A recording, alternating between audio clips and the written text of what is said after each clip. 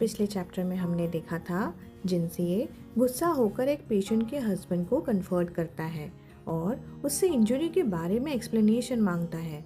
आदमी गिल्टी और पैनिक में अपनी गलती मान लेता है।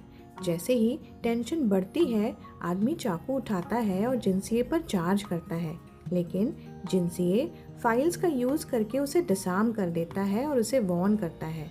तभी एक छोटा बच्चा की खुशी से आता है और जिनसीए को भाई भाई बुलाता है। सबको कंफ्यूज करते हुए वो जीची को उसका अल्फा कह देता है। जिनसीए शॉक में है। जीची सब देखकर हल्की सी स्मिट के साथ टीजिंग करता है और जिनसीए को उसकी पॉपुलैरिटी पे टॉन करता है। जिनसीए थोड़ा ऑकवर्डली अपनी इंजरीज को छुपाने की कोशिश करता है। अब आगे जीजी का टीजिंग स्माइल और शार्प नज़र जिनवई पर लॉक हो जाती है। थोड़ा पास झुकते हुए वो बोलता है, let me lick it for you. जिनवई एकदम फ्रीज कर जाता है। एक सेकेंड के लिए तो समझ ही नहीं आता कि क्या हो रहा है। फिर अचानक पीछे हटके ये क्या बोल दिया उसने। उसका फेस हल्का सा ब्लश कर जाता है। वो घबरा कर जोर से बोलता है, यू ब्रैट, मजाक मत करो। अपने गुस्से को दिखाते हुए वो पीछे हटता है। जीजी का हाथ सडनली जिनवई के व्रिस्ट को पकड़कर उसे अपनी तरफ खींचता है। अभी तो तुम इतना कोल्ड बिहेव कर रहे थे जैसे मुझे पहचानते ही नहीं।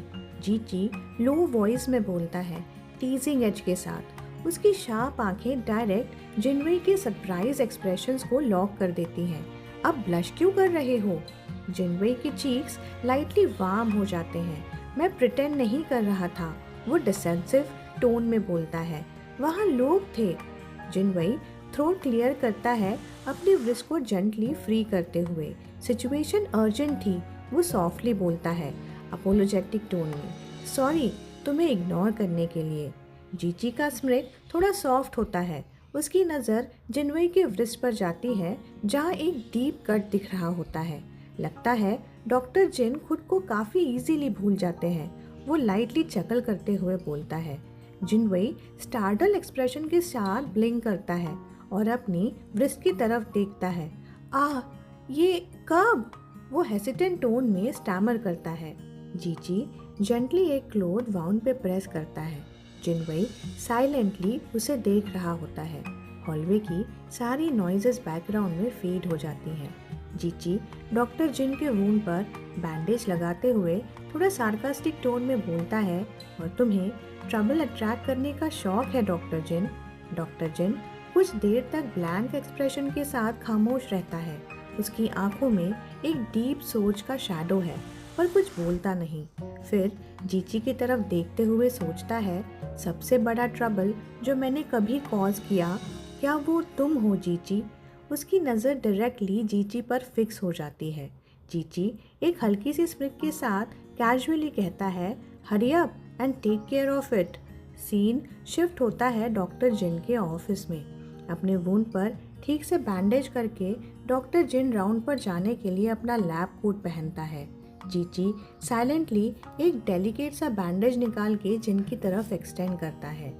जिनवई का ग्लांस क्विकली जीजी पर जाता है। अभी के लिए थैंक यू हेल्प करने के लिए, जिनवई बोलता है एक छोटी सी स्माइल के साथ। जिनवई स्लाइटली लीनिंग फॉरवर्ड बैंडेज लेते हुए बोलता है, रीपेमेंट के लिए लेट मी कवर तुम्हारा इनहेबिटर्स और ट्रीटमेंट का कॉस्ट। जीजी के शार्प वर्ड्स एक मोमेंट के लिए एटमॉस्फेयर को टेंस कर देते हैं। तुम मेरे लिए पे करोगे? उसके लिप्स पर एक प्लेफुल स्मित है, लेकिन आंखों में एक टीजिंग सीरियसनेस चमक रही है। तुम्हारे छोटे पेशेंट ने कहा कि मैं तुम्हारा अल्फा हूँ। क्या तुमने इस बात को सीरियसली ले लिया? जिन अब स्लाइटली फ्लश्ड और डिफेंसिव क्विकली रिटॉर्ट करते हुए बोलता है, मैंने तो तुमसे पूछा भी नहीं है। क्या तुमने उस बच्चे को कुछ गलत समझाया था? जिनके हाथ स्लाइटली ट्रेम्बल करते हैं बैंडेज अप्लाई करते हुए। जीजी कैजुअली लीन करते हुए एक सॉफ्ट लाफ के साथ कहता है, डॉक्टर जिन। उसकी वॉइस लो और टीजिंग है। तुम कितने जल्दी एक्यूज करते हो बिना प्रूफ के। Bite the hand that feeds you. हाँ, एनीवेज मुझे कुछ काम है, आई विल लीव फर्स्ट। वही जीजी के जैकेट के एज को पकड़ के उससे पूछता है, आर यू गोइंग होम? तुम्हारा घर कहाँ है? तुम सिर्फ 19 के हो, अभी भी स्कूल में हो। डॉक्टर जिन के शार्प क्वेश्चन एकदम स्ट्रेट फॉरवर्ड थे। जीजी अपनी यूजुअल स्क्रिप्ट के साथ कैजुअली रिस्पॉन्ड करता है, मुझे इंटेरोगेट कर रहे हो? क्या तुमने ऑलरेडी मेरा आईडी कार्ड से सब पहले ही नहीं देख लिया था? जीजी की बात सुनकर जिन इंटरनली फ्लस्टर्ड और एम्बैरेस्ड हो जाता है, जैसे उसकी चोरी पकड़ी गई हो। डॉक्टर जिन अपनी बात पूरे करते हुए एक एग्जॉस्टेड सी साय लेट आउट करता है। As someone who is already working, मैं सिर्फ एक बड़े भाई की तरह कंसर्न दिखा रहा हूँ तुम्हारे जैसे एक ब्रैट के लिए। पर जीजी की प्लेफुल स्माइल एकदम सीरियस हो गई। उसने अपने फिंगर्स से डॉक्टर जिन के चिन को पकड़ा और जेंटली उनका फेस मिरर की तरफ टर्न कर दिया। बिग ब्रदर, उसकी टीजिंग टोन अब हल्की सी इंटेंसिफाई हो गई। डॉक्टर जिन, तुम कभी मिरर में अपना चेहरा देखते हो? उसका फेस अब जिन के बिल्कुल पास था। तुम्हें नहीं लगता तुम खुद कितने यंग लगते हो? मिरर के रिफ्लेक्शन में डॉक्टर जिन का कंफ्यूज्ड और स्टार्टल्ड एक्सप्रेशन क्लियरली दिख रहा था। जीजी अपने फेस को और क्लोज ले आया। एज एक्सपेक्टेड ऑफ उसकी हल्की सी मिस्चीवियस स्माइल के साथ उसने बात अधूरी छोड़ दी। जीजी लीन्ड इन, उसके लिप्स डेंजरसली क्लोज थे जिनवे के ईयर्स के, और वो सॉफ्टली अपनी बात पूरी करता है। निन्हाई का most sought after heart throb, उसका वॉइस टीजिंग और एक ग्रिन मिस्चीफ से भरा हुआ था। नेक्स्ट मोमेंट में जिनवे ने क्विकली अपने कंपोजर को रीगेन करते हुए जीजी को धक्का दिया। चीक पफ्ड इन अनॉयंस, जल्दी निकल जाओ, मैं तुम्हें सी ऑफ भी नहीं करूँगा। उसका टोन फर्म था लेकिन उसके चीक्स फ्लश थे। वो डोर क्लोज करते हुए जीजी को बोलता है, और सुनो, 2 दिन के बाद ड्रेसिंग चेंज करवाने वापस आना मत भूलना। डोर क्लोज करने के बाद डॉक्टर जिन का एक्सप्रेशन सॉफ्टन हो जाता है और वो सोचता है, मुझे उम्मीद है कि तुम और ज़्यादा मुश्किल में नहीं फंसोगे। जिन सॉफ्टली मटर करता है, लेकिन उसके दिल में ये कंसर्न और भी गहरा था। इतनी जल्दी रिकवर करना, इतनी मार खाने के बाद उसकी वाइटलिटी सच में बहुत स्ट्रॉन्ग है, वो सोचता है। जिनकी नज़र उसके बैंडेजेस पर जाती है और एक साइलेंट रियलाइजेशन होती है, वो सिर्फ 19 का है। वो डिसबिलीव के साथ सोचता है, लेकिन उसकी आंखें हमेशा इतनी वैरी और फियर्स क्यों हैं?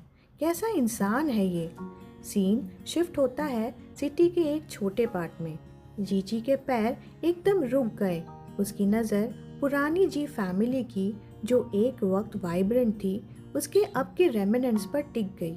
शाम के रंग हल्की धूप के साथ जगह को एक हॉन्टिंग फील दे रहे थे। ये जी फैमिली का ओल्ड रेसिडेंट साइट है, उसने अपने आप से कहा। उसकी आवाज़ में डिसबिलीफ की एक लहर थी। कैसे हो सकता है ये? फिर वो सोचता है, इस टाइमलाइन के हिसाब से ग्रैंडपा को पूरी फैमिली को यहाँ ले आना चाहिए था। जीजी अपनी पुरानी मेमोरीज को याद करके सोचता है। जीजी की नज़र उस पुराने टूटे हुए घर पर टिक जाती है, जैसे यादों के कुछ पल उसके दिमाग में फ्लैश होने लगते हैं। ये जगह ये मेरी होनी चाहिए थी। अगर टाइमलाइन सही रहती, उसने सोचा, तो मैं 1 साल बाद यहाँ पैदा होता। पर अब वो एक पास के घर के डोर पर नॉक करता है। दरवाज़ा धीरे से खुला और एक बुढ़िया अपनी तीखी नज़रों के साथ अंदर से झांकती हुई नजर आई। आप किसे ढूंढ रहे हो? उसकी आवाज़ में शक साफ था। वो अपने लेदर जैकेट को ठीक करते हुए काम लेकिन सीरियस टोन में बोला, मैम, मुझे बस ये पूछना था, क्या यहाँ पे जी सरनेम वाला कोई खास खानदान कभी रहता था? बुढ़िया ने अपनी आंखों को छोटी कर ली और फिर मजाक उड़ाते हुए बोली, जी, मैं ये जगह 40 साल से देख रही हूँ और कभी किसी जी नाम के खानदान के बारे में नहीं सुना। तुम्हारा दिमाग तो ठीक है, खास खानदान इस बस्ती में? हाँ। उसकी बातें जैसे हवा में गूंज रही थी और जीची की आईब्रोज फ्रस्ट्रेशन में उठ गई। कितना कुछ बदल चुका है, उसने अंदर ही अंदर सोचा। फिर सीन शुरू होता है। वो धीरे से एक धीमी रोशनी वाले स्ट्रीट के कॉर्नर पे बैठा होता है। ठंडी हवा, पत्तों के साए जो ब्रिक वॉल से हिलते हैं। जब वो आगे देखते हुए अपने ख्यालों में खो गया होता है, तो 30 साल पहले आ गया हूँ, पर ये दुनिया मेरे लिए बिल्कुल अलग लग रही है। लेकिन इस टाइमलाइन में कुछ चीज़ें तो शायद पूरी तरह से ख़त्म हो चुकी हैं वो कंफ्यूजन में सोचता है, कहीं फुयू शैंग के बारे में भी कुछ बदल तो कहीं गया होगा, मुझे उसका हाल पता करना ही होगा। वो धीरे से कहता है। उसकी आंखों में अब एक नई डिटर्मिनेशन दिखाई देती है। सीन शिफ्ट होता है डॉक्टर जिन के हॉस्पिटल की तरफ। हॉस्पिटल के बाहर रात का माहौल है, लाइट्स डिम है और एक पीसफुल सा वाइब क्रिएट हो रहा है। स्ट्रीट के कॉर्नर पे जीजी अकेला वॉक करता हुआ नजर आता है, सोचता हुआ, पता नहीं कैसे मैं वापस यहीं चला आया। हॉस्पिटल के एंट्रेंस की तरफ देखते हुए सोचता है, पता नहीं वो अब तक यहीं है या वापस चला गया होगा। वो वॉक करते करते हॉस्पिटल के एंट्रेंस के पास ही रुक जाता है, लेकिन अंदर जाने के लिए हेसिटेंट लगता है। अचानक उसकी आंखों में कुछ चेंज आता है, जैसे उसने कुछ जाना पहचाना देखा हो। और फिर उस अंधेरे से जगमगाते रास्ते के उस पार वो था, डॉक्टर जिन। उसकी सिगरेट का धुआं आराम से ऊपर उड़ रहा था। वो एक रिलैक्स स्टैंस में खड़ा था। हॉस्पिटल की हल्की रोशनी उसके पतले फिगर को हाईलाइट कर रही थी। उसके हाथ पर बैंडेज था, लेकिन उसका काम डेमिन्योर बिल्कुल बदला नहीं था। उसने सिगरेट का एक और कश लिया और उसका कोट एक हाथ पर कैजुअली लटका